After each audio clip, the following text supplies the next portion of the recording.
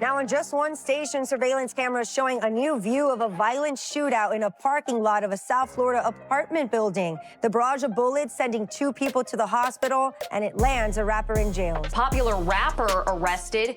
He's accused of shooting a security guard at a South Florida gentleman's club and will remain behind bars. Just weeks after touching back down and celebrating his first day of freedom, Pooh Shiesty found himself right back in trouble again. What was supposed to be a second chance turned into another hard stop, and the way it happened shocked nobody who was really paying attention. This Memphis rapper didn't ease into freedom. He jumped straight into risky moves that made his supervised release snap back on him fast. From the jump, the energy was off. Instead of laying low, he came home loud, flashy, and fearless, like nobody was watching. But federal supervision doesn't play games, and once lines get crossed, they don't hesitate to respond. What really caused everything to collapse isn't some wild conspiracy. It's way more predictable than people want to admit. And step by step, we're about to break down exactly how this situation slipped out of his hands. Let's rewind for a second and put the pieces together. Pooh Shiesty was supposed to be walking straight after coming home early, but federal agents pulled up and hit him with violations tied directly to his supervised release. And before anyone acts surprised, this didn't fall out of the sky. The signs were there from day one, and he was moving like rules didn't apply to him. That's when things started getting real tense. For anyone who missed it, Pooh Shiesty came home after serving just under 5 years of an original 8-year sentence. At one point, prosecutors were pushing for a much heavier stretch, but his legal team managed to cut it down. Still, coming home early doesn't mean freedom. It means stricter eyes watching every step. Federal supervision means zero room for mistakes. Curfews, check-ins, location limits, the whole list stays active. But instead of staying sharp, he moved like the pressure wasn't real. One moment that raised eyebrows fast was when he appeared on Ben the Don's Livestream and got a call from his supervision officer asking where he was. He was supposed to be home, but he wasn't. And instead of handling it smart, he gave an answer that didn't line up, all while the camera was rolling. Ben knew instantly how risky that moment was and muted things quick. Hello? Yeah, you there? Trey Williams. Yeah, I'm at the house.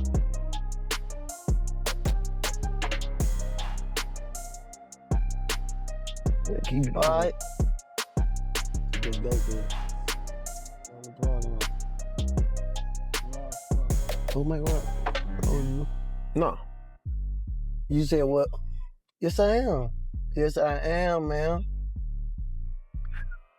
Check it again. That's where I live at. That's where I live at. Refresh it. That's where I live at. Look. I ain't lying to you. I ain't playing no game. You can mute the joint right now, son. I don't want to play like that. But the damage was already done. That wasn't a one-off either. Since day one, Pooh Shiesty moved like he was untouchable. Social media stayed active, jewelry stayed flashing, cars stayed rolling, and the street talk never slowed, all while still under federal supervision. And here's where it goes deeper. It wasn't just actions, it was the music too. His lyrics started lining up way too closely with real life. He said before that what he puts in his bars isn't made up, and when fans hear those lines, they listen differently. When artists speak too freely, especially under supervision, it can turn into evidence faster than people think. That right there was his real situation, whether people want to admit it or not. For anyone confused, an ARP refers to a fully automatic weapon. And that's something someone on federal supervision absolutely cannot be connected to in any way. But here's the part that really makes things worse. At the time, Pooh Shiesty wasn't even staying at his own place full-time. He was assigned to a halfway house as part of his release conditions. Let's slow it down and explain that clearly.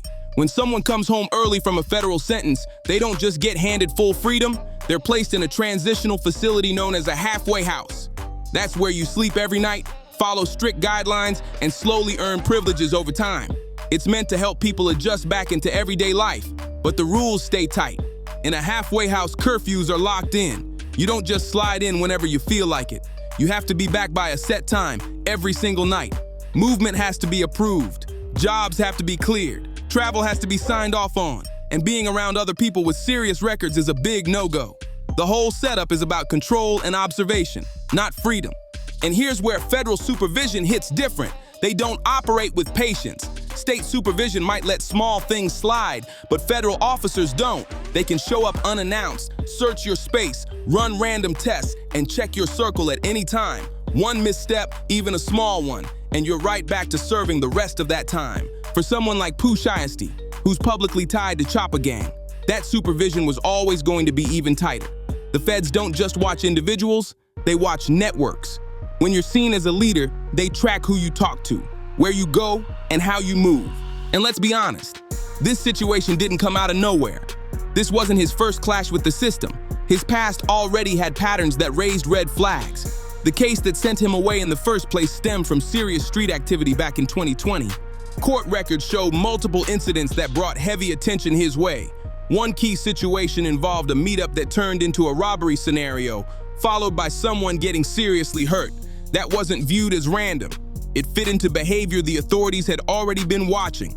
Now, in just one station, surveillance cameras showing a new view of a violent shootout in a parking lot of a South Florida apartment building. The barrage of bullets sending 2 people to the hospital, and it lands a rapper in jail. 7 Sheldon Fox with the exclusive. Rhode Island says you're wanted with Mr. Williams, you were arrested for pursuant to an arrest. There was also another incident where things escalated after money went missing, leading to chaos outside a venue. During that situation, a security worker, someone just doing their job, ended up caught in the middle. That's the part people overlook. When moves like that happen, it's not just about one person anymore. Innocent people end up paying the price. Federal authorities didn't just focus on one mistake. They stacked their case using multiple situations. Those included allegations tied to robberies, serious confrontations involving weapons, and claims of coordinated activity. Popular rapper arrested. He's accused of shooting a security guard at a South Florida gentlemen's club and will remain behind bars. A judge denied bond for 21-year-old Lontrell Williams. The picture they pushed was clear. They wanted Pooh Shiesty seen as someone who reacted fast and hard instead of slowing things down. Their stance was that he posed a real risk to the public and needed to serve the full 20 years they originally pushed for. His legal team fought back heavy. They argued that he was still young, had real talent, and showed signs that he could turn things around if given structure.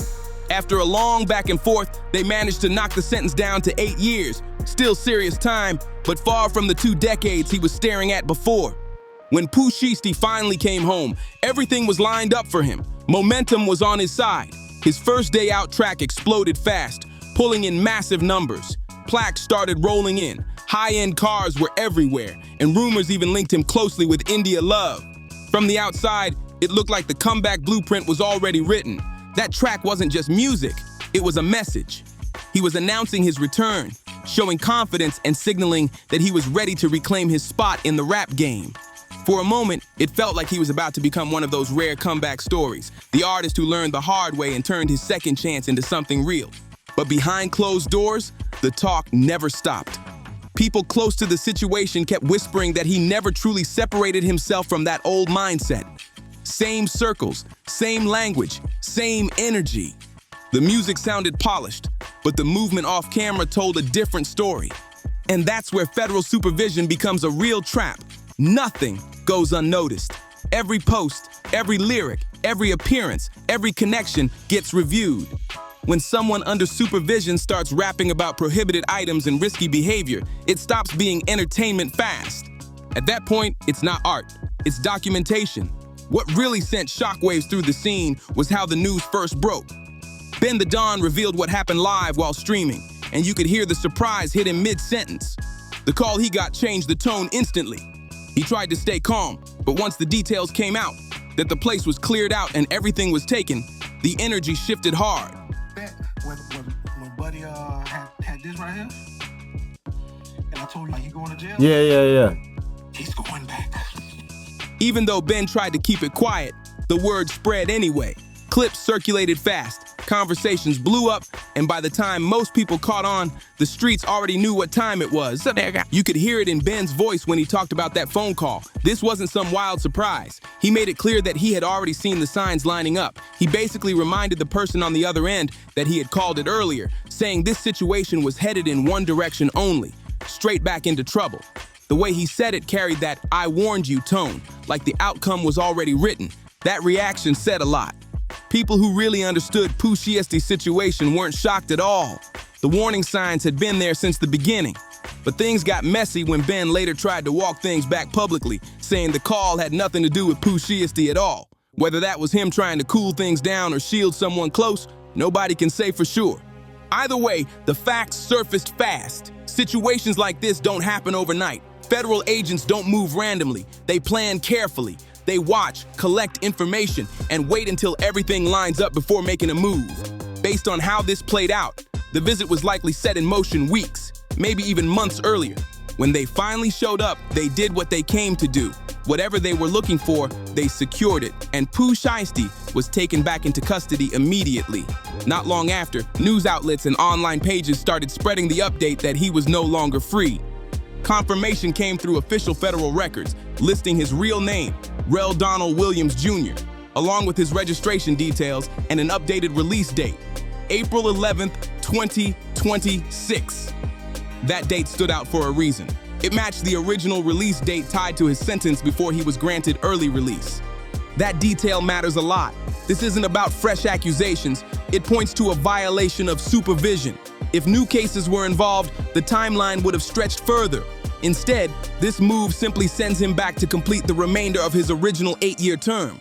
And zooming out, this wasn't about one slip-up. It was about a pattern. Since coming home, people kept talking about how he was moving, and the feedback wasn't positive.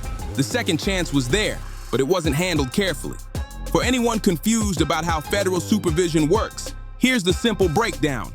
Early release doesn't mean your sentence disappears. You're still serving time, just outside instead of inside. Curfews, check-ins, movement limits, association rules, and strict restrictions all stay active. Break any of those rules, and you don't get warnings or second talks. You get sent right back to finish what was left. And based on the timeline, that's exactly what happened here. The biggest question people keep asking is simple. What actually set everything off? Was it the lyrics hinting at prohibited items? Was it being outside past curfew again? Was it who he was seen around? Or was it something uncovered during a routine check? When you line up the timeline, it becomes clear this wasn't a sudden move. Federal supervision doesn't work that way. They were clearly putting pieces together for a while. It looks like there were multiple issues stacking up. The curfew situation that happened publicly, the lyrics that blurred the line between music and real life, possible footage or reports tying him to people he wasn't supposed to be around. All of that adds up fast when you're under a microscope. But this situation goes deeper than just one artist slipping up. It highlights a cycle that keeps pulling young black men back into the system over and over again. When someone comes from the streets, completely cutting ties isn't easy, especially when that same background helped make them famous in the first place. The industry doesn't make it easier either. Labels chase authenticity, fans want raw stories, social media boosts the most extreme behavior. So artists get trapped between staying true to what built their name and staying free long enough to enjoy the rewards. For Pooh Shiesty, that image was always front and center. The Chopper Gang identity, the gritty lyrics, the street-heavy image. That's what made people pay attention. But once you're under federal supervision, that brand becomes a liability. You can't live the same way and expect different results. The real challenge is growth. Artists in that position have to evolve without crossing lines. Reinvention isn't easy, but it's necessary if freedom is the goal. What makes this situation hit harder is the ripple effect. Fans watching from the outside see someone get a second chance and still lose it. And that sends a discouraging message. It makes change look impossible when it's actually just difficult. Pooh Shiesty had the reach to show people in Memphis and beyond that mistakes don't have to define the rest of your life. That you can learn, adjust, and build something legitimate after paying your dues. Instead, this became another cautionary example. The financial impact is massive too. Streaming money pauses, show bookings disappear, business deals freeze up instantly. Everyone connected to that success, team members, family, partners, feels the hit, and the legal side isn't cheap either. Federal cases drain resources fast. His family already invested heavily to reduce the original sentence. If there's any appeal or legal push now, that cost only climbs. The label situation adds another layer. Music companies put real money into artists expecting returns. When an artist ends up back inside for supervision issues, that investment becomes shaky. Some contracts even allow labels to step away completely. When artists end up back inside, the industry reacts fast. Some people might stay loyal behind the scenes, but projects get paused. plans get frozen, and momentum disappears overnight.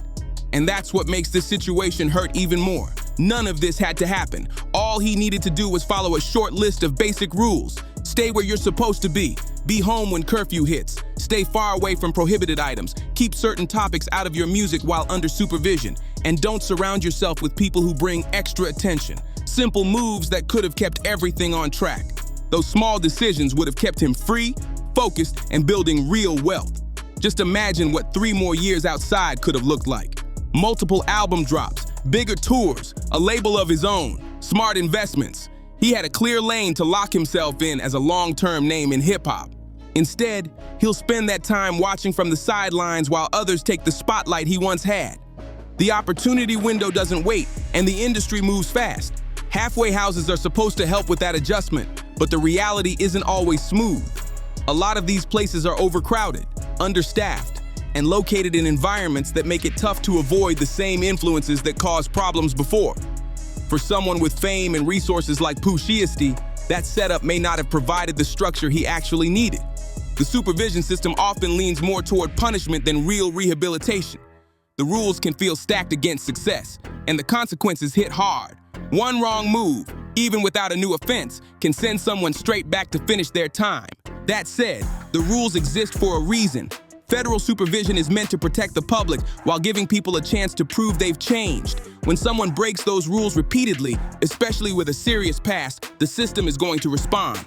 So what happens next? Pooh Shiesty is currently scheduled to be released on April 11th, 2026, assuming nothing else extends that timeline. That gives him roughly 15 months to reflect, reset, and figure out a smarter plan for when he touches back down. Judges don't look kindly on wasted second chances. From their point of view, repeated violations send one clear message: that someone isn't ready to handle freedom responsibly. Prosecutors will lean hard on that argument, saying trust was given and broken. At this point, the smartest move left is using this time wisely. That means locking in mentally, writing music, studying, reading, taking classes, building discipline. Whether it's finishing educational programs or sharpening his craft, growth has to be real, not just talked about. When he comes home again, words won't be enough. Actions will matter more than ever. So the real question hangs in the air. What happens in April 2026? Does he come back with a new mindset, or do we end up right back here having the same conversation all over again? The hip-hop world is watching closely, and artists in similar situations should be paying attention. This story is bigger than just Pooh Shiesty. It's about choices made when opportunities appear. It's about how hard it is to change when your environment stays the same. And it's about whether second chances are treated like blessings or wasted moments. For younger people watching, the takeaway is simple but serious. When life opens a door for you, don't treat it casually. Pride, pressure, and image aren't worth losing your freedom. Success doesn't mean much if you can't actually live it. For artists under supervision right now, this should hit like a warning siren. Federal supervision isn't flexible. The rules might feel strict, but breaking them comes with heavy consequences. One wrong move can erase years of hard work in seconds. Stay sharp, stay focused, and protect your freedom at all costs. Let your progress speak louder than your past ever could. The streets never disappear, they wait. But real opportunities don't come twice like that. When life gives you a window to level up, grab it tight and don't loosen your grip, because once it shuts, it might never open again. That's where we're ending it today. Move smart, keep your circle clean, and don't throw away tomorrow for a moment today. Pressure is always watching, and attention comes fast when mistakes pile up. If you rocked with this breakdown, make sure to like, share, and subscribe for more real stories and updates. And don't click away just yet. Check out the next video popping up on your screen right now for even more celebrity drama you won't hear anywhere else. We'll see you on the next one. Stay winning.